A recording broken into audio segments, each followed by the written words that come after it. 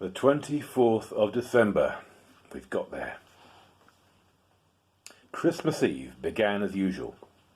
There was always some last-minute task that had to be done, and last-minute presents to be wrapped up. Now and again one of them would sneak into Joachim's room and glance expectantly at the magic advent calendar. They had promised not to open it until the bells rang Christmas in. Later in the day they began to prepare Christmas dinner. Before long, the whole house was smelling of Christmas. At last, it was 5 o'clock. Papa opened a window, and now they could hear the church bells ringing. Nobody said anything, but they all crept into the bedroom. Joachim climbed onto the bed and opened the last big door in the calendar. It was the one that covered the manger with the Christ child. The picture beneath it showed a cave in a mountain.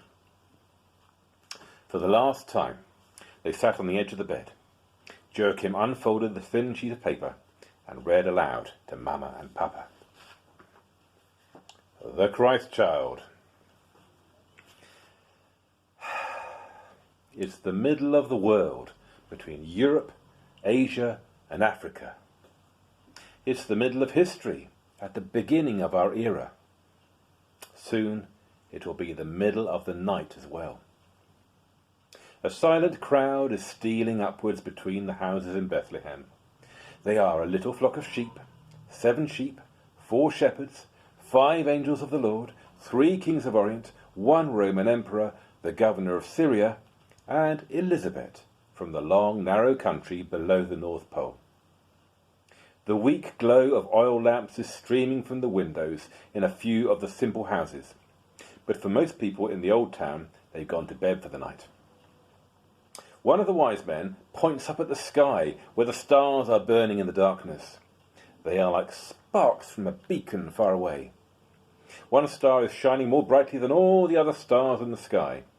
It looks as if it's hanging a little lower in the sky as well. O little town of Bethlehem, how still we see thee lie.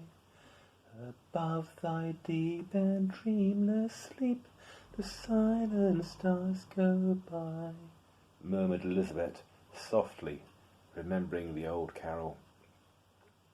The angel imperial turns towards the others, puts a finger to his lips and whispers, hush, hush. A procession of pilgrims gathers in front of one of the inns of the town. In a moment or two, the innkeeper appears at the window. When he sees the group outside, he nods firmly and points to a cave in the wall of rock. The angel ethereal whispers something. It sounds like the words of a nursery rhyme. And while they were there, the time came for her child to be born, and she gave birth to her son, her firstborn. She wrapped him in swaddling clothes and laid him in a manger, because there was no room for them in the inn. They creep across the yard and stop in front of the cave. The smell from it tells them that it is a stable. Suddenly, the silence is broken by the cry of a child. It is happening now. It is happening in a stable in Bethlehem. Over the stable, a star is twinkling. Inside the stable, the newborn child is wrapped in swaddling clothes and laid in a manger. This is a meeting of heaven and earth, for the child in the manger is also a spark from the great beacon behind those weak lanterns in the sky. This is the wonder. It is a wonder every time a new child comes into the world. This is how it is when the world is created anew under heaven. A woman is breathing deeply and weeping, not out of sadness. Mary is weeping quietly, deeply, and happily. But the child's cries drown out Mary. The Christ child is born. He has been born in a stable in Bethlehem. He has come to our miserable world. The angel ethereal turns solemnly towards the other pilgrims and says, Unto you is born this day in the city of David a Saviour. The Emperor Augustus nods. And now it's our turn. Everyone is to take up their places. Everyone must remember their lines. We have rehearsed this for almost 2,000 years. Quirinius speaks at a sign from the emperor. Shepherds, take your flocks out into the fields, and never forget to be good shepherds. Wise men, depart to the desert, and mount your camels, each of you. May you never cease to read the stars in the sky. Angels, fly high above the clouds, all of you. Do not reveal yourselves to people on earth unless it is absolutely necessary. And never forget to say, Fear not, for now Jesus is born. The next moment, all the shepherds and sheep, the angels and the wise men had vanished. Elizabeth was left alone with Quirinius and the Emperor Augustus. I must hurry home to Damascus, said Quirinius. I have an important role to play there. And I must go back to Rome, said Augustus. That is my role. Before they went, Elizabeth pointed at the stable and said, Do you think I may go in? The Emperor smiled from ear to ear.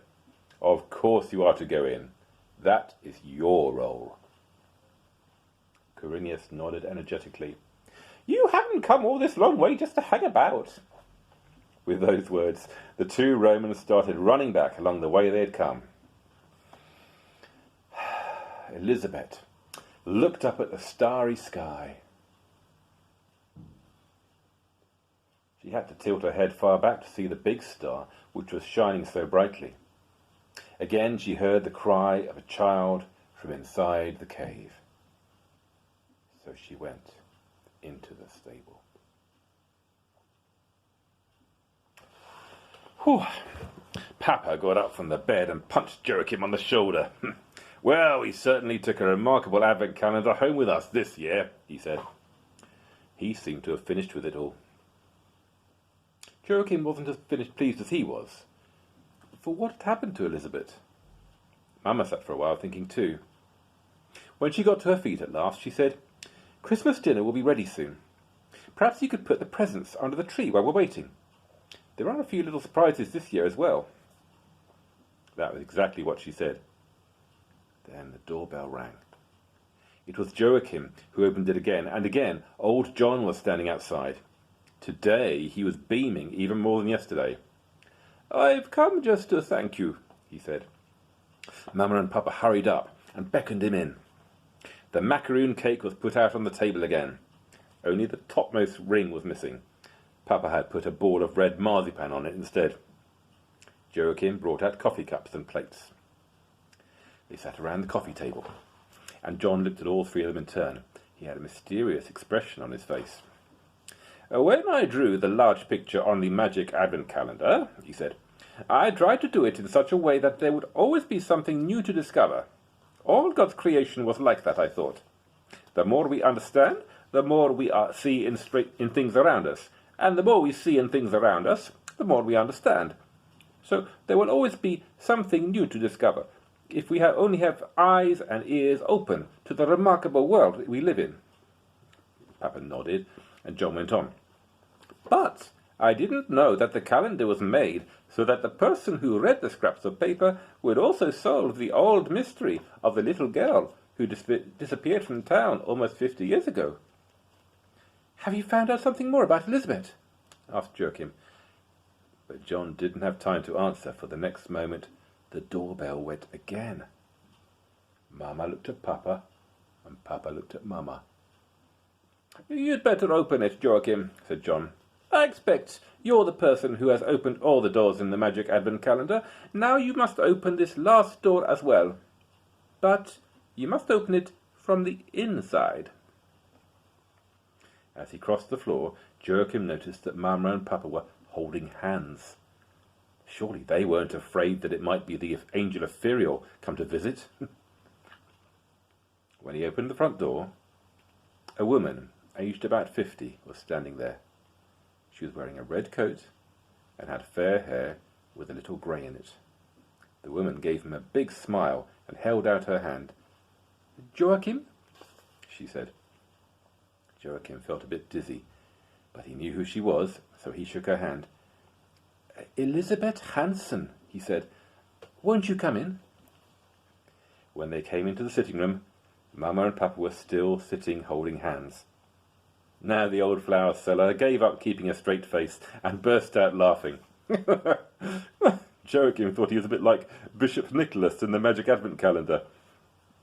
Elizabeth was left standing in the middle of the room with her red coat over her arm. Around her neck she was wearing a silver cross set with a red stone. When John at last managed to stop laughing, he got up from his chair and said, "Perhaps I should introduce you. This is Elizabeth Tibasile Hansen. One and the same person. I gave a few minutes ahead of her, but here she is." Mama and Papa looked confused, so just in case, Joachim stood in front of them and started to flap his arms. "Fear not!" he cried. "Fear not, fear not!" Only then did they get up from the sofa to shake Elizabeth's hand. Mama took her coat and brought another chair. Papa went to fetch another coffee cup from the kitchen. It appeared that she spoke only English. When they had all sat down again, Papa spoke in Norwegian all the same. "I think I must ask for an explanation," he said. "I think I must almost demand a proper explanation." "And I'll give it in Norwegian for the boy's sake," said John. "It's to his credit that we are all able to be here today." It looked as if the woman with the necklace understood what he was saying, for she looked down at Joachim and smiled. "Go on," said Papa. "When I came to see you yesterday, I knew already that Elizabeth was on her way to Norway," began the flower seller.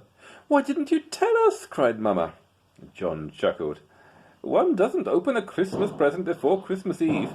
Besides, I couldn't be quite sure whether she really would come. I couldn't even be quite sure who would be coming." Papa had begun to shake his head. For a while it looked as if he would never get it back straight again. "No, I don't understand this," he said. So John explained what had happened. "It began several days ago when I talked to Joachim on the phone. For many years I have tried to trace either a certain Elizabeth or a certain Tibasile, for I was convinced that she was one and the same person. But it was Joachim who hinted to me that perhaps Elizabeth used Tibasile as her last name. I called information, was given a telephone number in Rome, and rang her. It didn't take long for her to remember me from those magic days in April 1961. Elizabeth tried to say something, but John interrupted her with a wave of his hand. "I told her the story of a mother who had lost her child in 1948. That's how I could tell her who she was. She came to town late yesterday evening. She has not set foot in this place since she disappeared that December day, 45 years ago." Papa jumped up from the sofa and went to the phone. "What is it?" asked Mama. "I promised to phone Mrs. Hanson as soon as I heard anything new." John laughed. "Elizabeth stayed with her mother last night. They scarcely closed their eyes, but everything is in good order, I assure you." "Well, then, I must phone the police," insisted Papa, "so that they can close the old case of the girl who disappeared." "That's been arranged as well," replied John. "You can't have heard the news today. The whole country is delighted about it." Papa sank back in the sofa. There was nothing more for him to do. He could only sit and listen to the rest of what John had to tell. "May I ask a question?" he said. "Exactly what did happen in December 1948? And don't tell me that Elizabeth set off after a lamb and met an angel called Ethereal." He turned towards Elizabeth and asked her the same question in English. She put her hand to her mouth to keep back an explosion of laughter and signed to John that he should answer. "She always begins to laugh when we talk about that," explained John. "We can't agree on it. I'll give you Elizabeth's explanation first. She thinks the police in this town did a very bad job. But I think we should begin at the other end." "Begin at whatever end you like, as long as you can get the ends to meet," said Papa. "Elizabeth grew up in a little village near Bethlehem," said John. "The people there lived off the poor land they tilled, but even this poor land was taken away from them. When I met Elizabeth in Rome in the spring of 1961, she had lived in different refugee camps, first in Jordan, afterwards in Lebanon. She went to Rome in order to explain the refugees' situation. Well, never mind, we can talk about that later.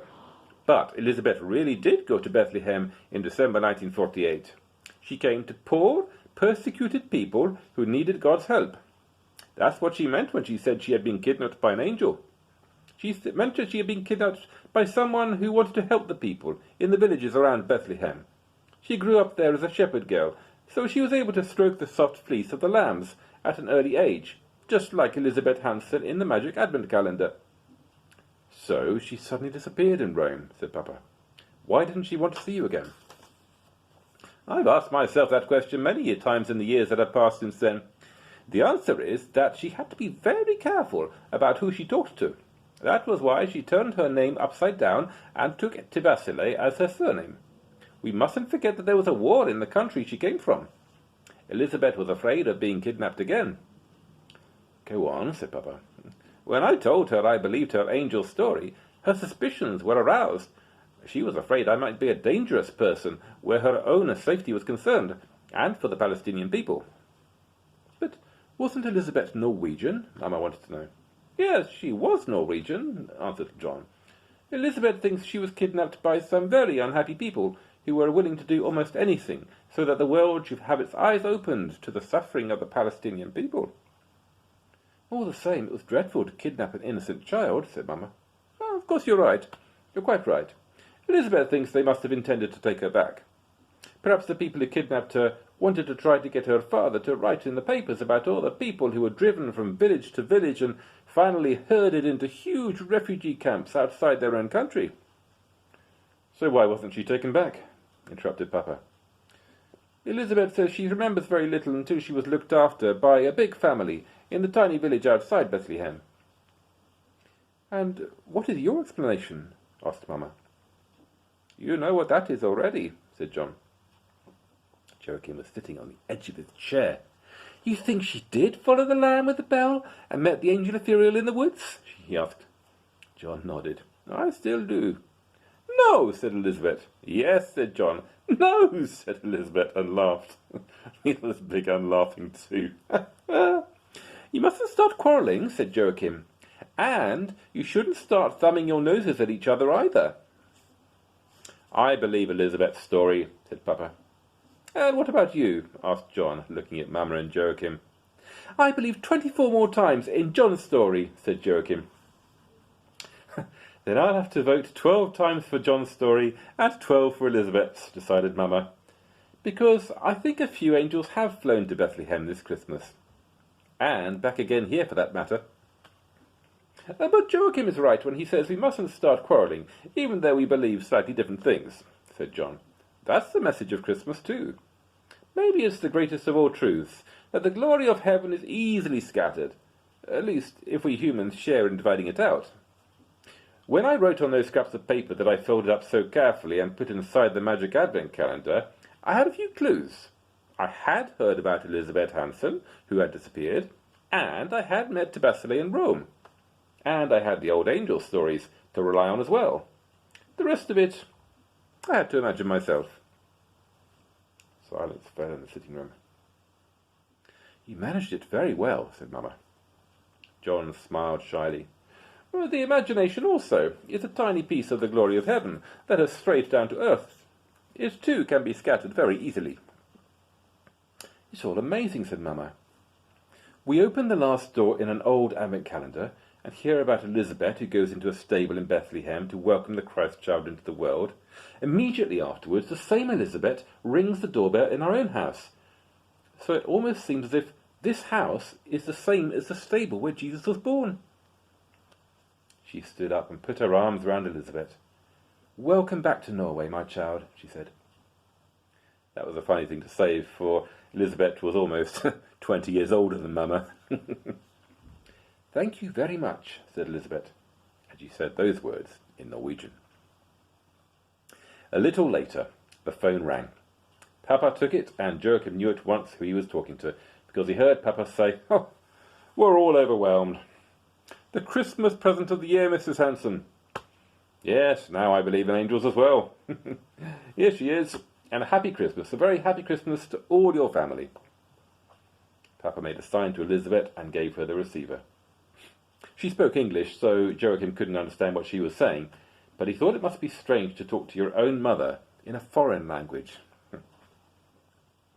Before long, Elizabeth and John had to leave, but they would all meet again after Christmas because Mamma and Papa and Joachim had been invited to a big Christmas party at home with Elizabeth's family. The guests were escorted to the front door. Outside it was snowing heavily. Papa asked whether Elizabeth could remember any Norwegian from when she was small. She stood under the outside light while the snow poured down onto her red coat. Suddenly she bent down and stretched out her hand as if she was trying to catch the dancing snowflakes. "Lambkin, lambkin, lambkin," she said. She put her hand up to her mouth in alarm. The next moment she started running.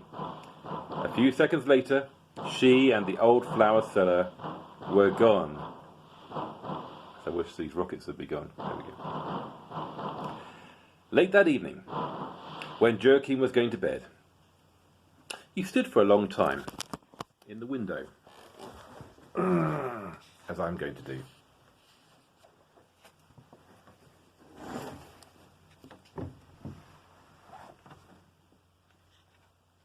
Oh, I can't see my words, that's a shame.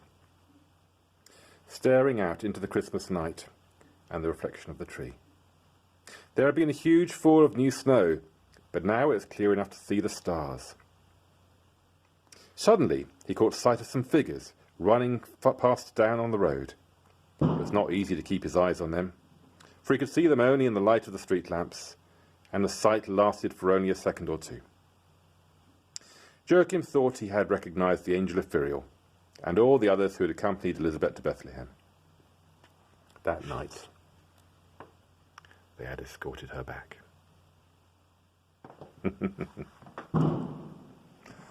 Seems to be lots of explosions going on right now. But well done. Thank you for watching all these videos. We're done. It's the 24th of December. And I wish you all a really Merry Christmas. Stay safe in these COVID times, or not if you're in post-COVID times. If you watch this in years to come, who knows. Wonders of YouTube. Stay tuned for the YouTube channel. If you've subscribed, I'm planning to do a few more things, maybe for the 12 days of Christmas. Haven't decided yet. But in the meantime, I'm going to sign off for now. Hope you've enjoyed this, and bless you. Merry Christmas.